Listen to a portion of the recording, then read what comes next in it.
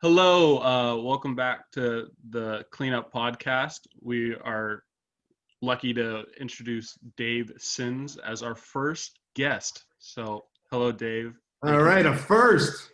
Yes. Congratulations on your efforts, boys. Thank you. So, I just want to mention, every single time I go to a home game, being from Seattle, when I go home, I always want to hear what your call was. Thank you. Whether like two of the Mike Zunino walk-off home runs that I can think of off the top of my head, or that crazy J.P. Crawford play from last season. Oh, goodness gracious. I always go back and I want to hear what you say. I appreciate it. So. I think we had a good one last night, the Kyle Lewis catch, which was one of the sickest catches I've ever seen. Oh, yeah. And that kid has a chance to be special for a lot of years, man. And just a fabulous effort, which he does all the time, but to have the athleticism and the time that thing right to jump at just the right time. And then, he must have had his elbow was up over the yellow line over the fence. So that was just a superb catch. We were going to ask, what's it been like to have a front row seat to that guy this year? No, it's good. I mean, anytime you see that kind of potential, and, it's one thing scouts tell you, hey, this guy's got a chance, It was like, okay, yeah, right. I mean, I love the scouts. But they were pretty unanimous on this guy that, he's a quality person, which is foremost. I've met his parents. I text back and forth with his mother. She's a riot. And he's just a good kid and a fabulous athlete, tremendous desire, smart kid, coachable. And, he wants – and I tell you what, supremely popular in a very tight group. It's these guys really grew up together. They had a lot of success last year. Most of these guys in Arkansas, and we got a few more guys still to come for next year. So it's pretty promising. We also heard you were a former D3 athlete yourself. Is that true? Yeah, little Bethany College in West Virginia. I got recruited by Temple University late in my senior year. I was an I fullback in my senior year in high school, and I hadn't really decided where the heck I was going to go to college. And Temple came after me late in my senior year, and Coach John Drew, bless his heart, Wayne Harden, who had coached Roger Staubach at Navy, was still the head coach at I knew that was going to happen. Still the head coach at he was the head coach at Temple. Anyway, John Drew was the receiver and backs coach. I said, Coach, what are you recruiting me for? He says, we need an I fullback. And we talked to the coaches in your league, and they love it. I go down to Temple. I get shown around by Skip Singletary, who was an all-East guard. He was like 6'3", 250. I'm thinking, nah, I ain't doing this. I'm not, I like football. I don't love it that much. And I did the whole visit and everything. And I said, hey, Coach, God bless, thanks. I'm out. And then I went to Bethany College, played 1 year, finished third in the conference in kickoff returns. I knew midway through my freshman year, I lettered and everything. I said, I'm not doing this anymore. I'm done with football. I knew I wanted to be in sports media and specifically broadcasting. So that's where I turned pretty much my full attention to. So how do you go from being a Division III athlete to working with someone like Dave Niehaus? Like, what was his impact on you as a man? And Dave, I knew of Dave a little bit. I had met him when I was doing some work at what is now MLB Network Radio. I was hosting a show, and I met him. That was about 1999 or 2000. So I didn't really know a hell of a lot about him. I only met him that once.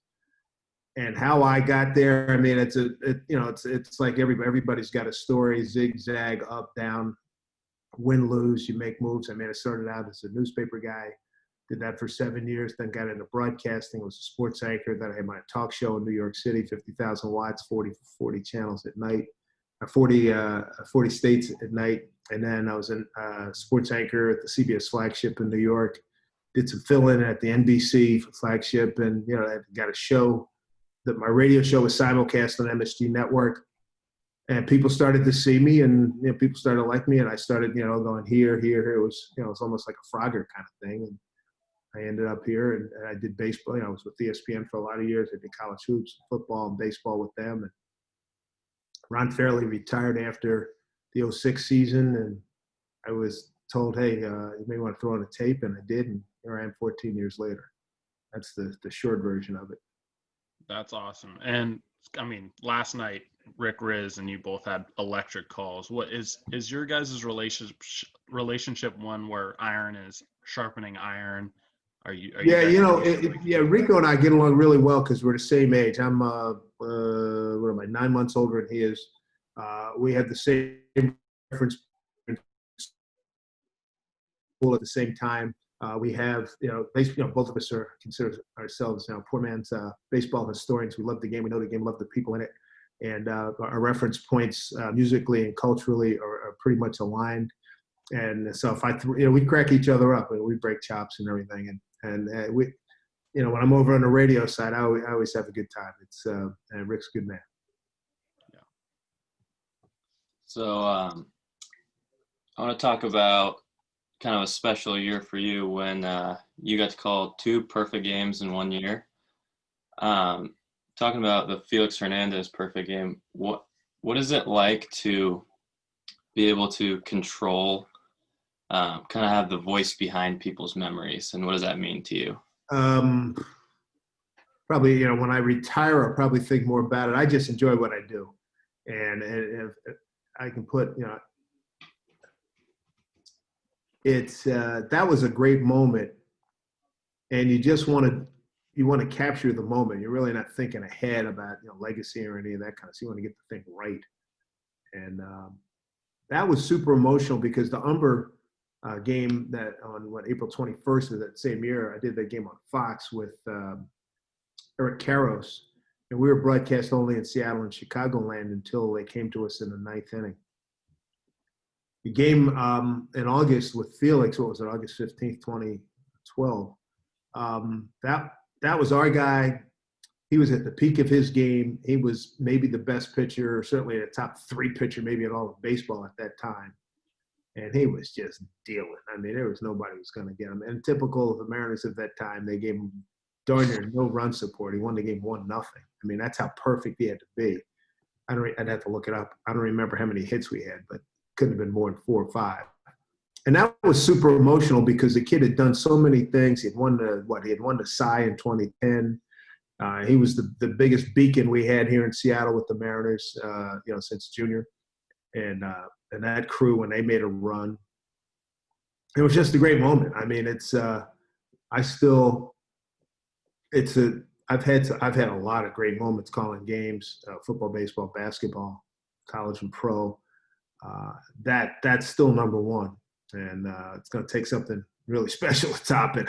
Probably a world. Well, I won't get to call a World Series, but maybe a game where the Mariners clinch a playoff berth would probably be the next best thing, because on TV I wouldn't be doing anything if they get to the LCS playoffs or the World Series. So that would probably be the only thing that could get close to it. The Mariners, hey, there's a drive deep to left. There we go. The Mariners have won.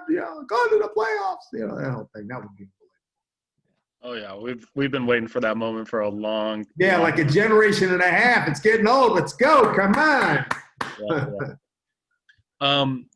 For me, you've always had a special place in my heart because you are a Black broadcaster. And how has it been being you were the 3rd in Major League Baseball? Something like, in the history of Major League Baseball, I was talking to somebody about this. It's really scary. The great Bill White, with the Yankees, radio and TV. And then Paul Olden, who is now, and he's about my age, maybe a little younger. He was doing Cleveland Indians and then eventually wound up doing Tampa Bay TV and Yankees TV. Greg Gumbel did Yankees TV for MSG Network, I want to say 88, 89, 90, thereabouts, did a couple of years. And then me. Yeah. Well, man, it's unbelievable. What do you feel like your impact has been on the game moving? I hope good. I mean, I hope I've provided hours and years of entertainment and some laughs and some good good baseball information and stories and whatnot. And I hope that, and I mentor, a couple of guys who are Black who aspire to get into baseball, football, or basketball, and they're both really good young kids who reached out to me a few years ago. And matter of fact, they're both up for the Charlotte Hornets radio job. It's been good. It's been gratifying. I mean, for the longest time, I was one of the few black announcers doing the NFL. I was on Westwood One Radio for like 17, 18 years. It's a little, it's not daunting. It's just, I knew I wanted to be playing, games, playing video games. I mean, even long before you guys were born, we had these little mechanical games and dice games and all that kind of stuff. And I always loved baseball, and I always knew that that was a dream, and I'm actually living it. And it's, when I do podcasts and talk to people, people ask me about it. That's when it becomes mind blowing that I was, young guy out of Philly, out of North Philly, and then here I am, one of 30. What's that? How many teams we have? We have 30 30 lead TV announcers. It's pretty cool. Believe me, I thank God every day. Yeah. Do you have? Is there a different weight this season carries from the amount of black ball players we have on the Mariners? It's cool, but as I told them when we had a couple of roundtables earlier this year, that it's great. We got like 10, 11 guys on a 40-man roster, and I wish there were more American blacks playing. We've lost maybe 2 generations of black sports fans who could care less about baseball. That's a shame. It's an absolute crime. And it's great to have these guys. They're all terrific kids. And I hope they all make it, whether it be here. And it would be very cool to have them make it here because it throws me back to what early day, I don't want to say it was September 1, 1971. Danny Murtaugh started his starting 9. I think it was 8 American blacks and 1 Hispanic. And, I'm not advocating that has to be the case. Now, I'm just looking for representation like everybody else. And hey, God bless the Latin players. And baseball would be sunk without the Latin players. I mean, oh my God. And for the few black players that we do have, they're really some super guys I've gotten to meet. There's only about 60 of them, maybe 70 tops. And I've met a lot of them, and they're all great kids, and I root like heck for them. And I root for a lot of guys, but I have a lot of friends in baseball. I knew that was going to happen. And that's one of my guys right now, one of my mentees from Arizona. So I will call him back. Hold on. Anyway, he's a cancer survivor. I'm very happy for him. I hope that I've set an example for kids that aspire, in this generation who are baseball fans, and if they happen to be, black or white, I hope that, I can be an inspiration for them, like guys, Kurt Gowdy, Vin Scully, Charlie Jones, and all the great announcers I grew up with in the 60s and 70s. So my absolute favorite sports moment, I'm not exactly sure why, but my favorite sports moment I think ever was your game 161, Nelson Cruz. Oh, call. That might be my second or third, dude. What is your favorite call of yours? Favorite moment? I still go with the Felix, but I love Nelly like family. And when he hit, I think the 7th inning to tie it, somebody sent that to me recently, and it's obviously it's on YouTube. And my oldest son happened to be in town. He was in the booth when that happened. He said, "Dad," he said, "I've seen you pump before. I've seen you excited." But my whole body was like, "Bomb State, baby, Nelson!" I was like, oh God, it was like a hot pepper just going crazy, man. Dude, it was. And, if we win that game and then win the next day, we make the freaking playoffs and we lose the game. And it was just heartbreaking. But that moment was phenomenal. The Ben Gamble RBI was really big. And because it was Nelly, I mean, he just blistered one right center field. Typical Nelly. I mean, it's like a 5-iron, man. He just killed it. And just that's one of my favorites. That's in my top 3 to 4 to 5 for sure in baseball since I've been here with the Mariners. Yep. That was a great night, man. We had like 40,000 plus. Place was electric. Miss it. That's the thing I miss most now. I mean, we're playing smoke.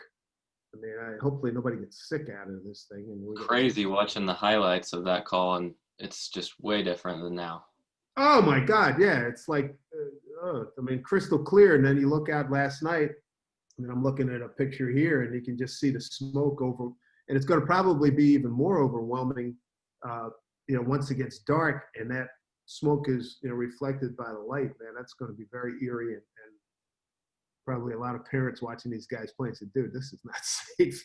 We have the windows closed in our booth, radio and TV.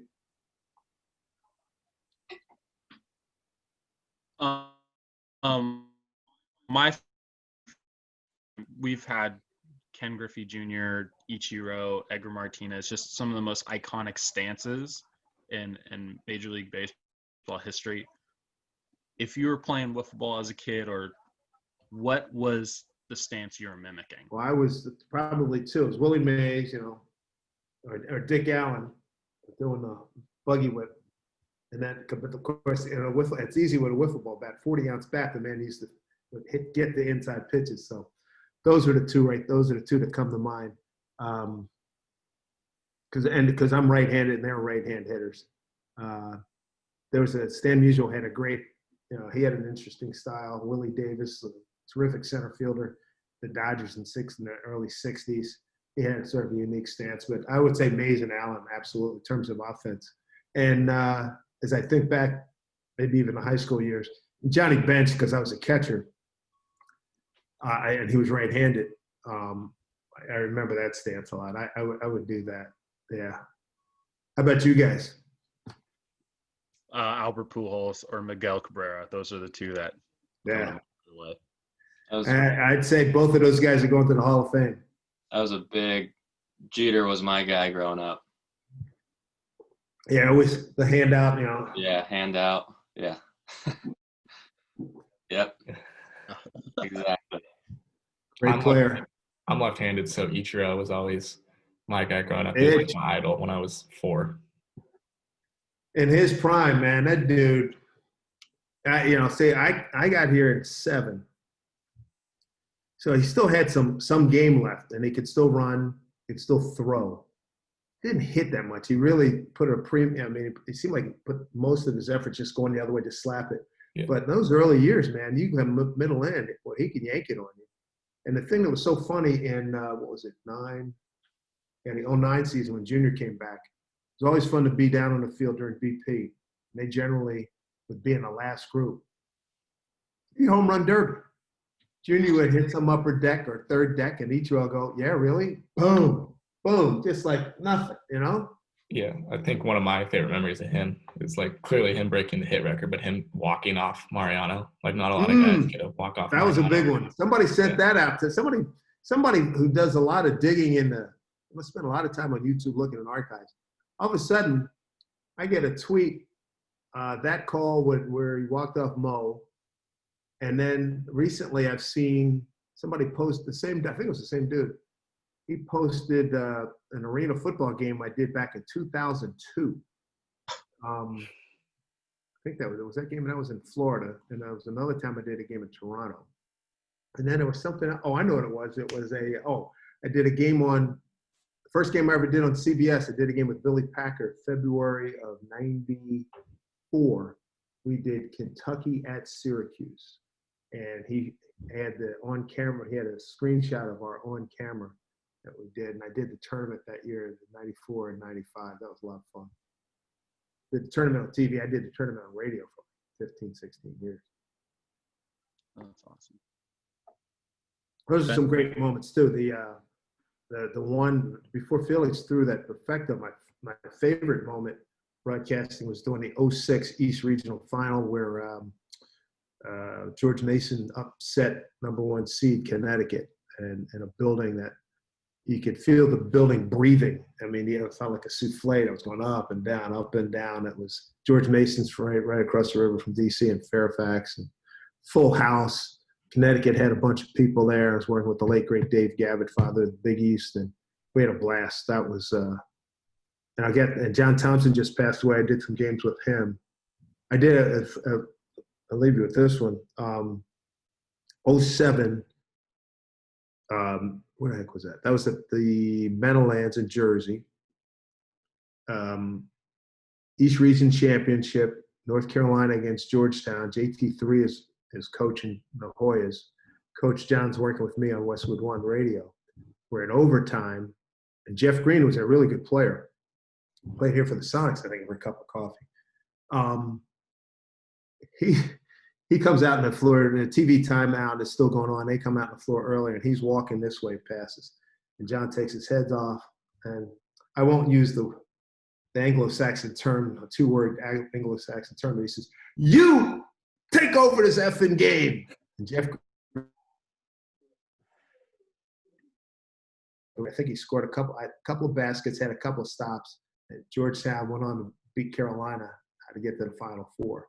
But that was a wild moment to have. Look at your broadcast party. Big. John's about 6'9", 300 pounds, and his voice. That was a funny moment. I'll never forget that. Awesome. Ben, do you have any more questions, or Nope. should we? That's it. All right. So this is our trivia question. What do you got? All right. From your full first season with the Seattle Mariners, what player is currently on the Linfield baseball coaching staff? I'll give you a hint. Well, I know Scott Brocious. Did he come back to you? I know he was your coach for a long time. No, he didn't come back. That was great guess. He hangs around. He's around every once in a while. Okay, that's cool. So I was a guy on the Mariners 017. 017. And what does he do? He's he's the assistant, Assistant coach. 07. volunteer. Wow, that's a I got a hint if you need it. yeah, hold on, let me just that team, that wasn't exactly a super memorable team, although they did stay in a playoff contention until right after Labor Day.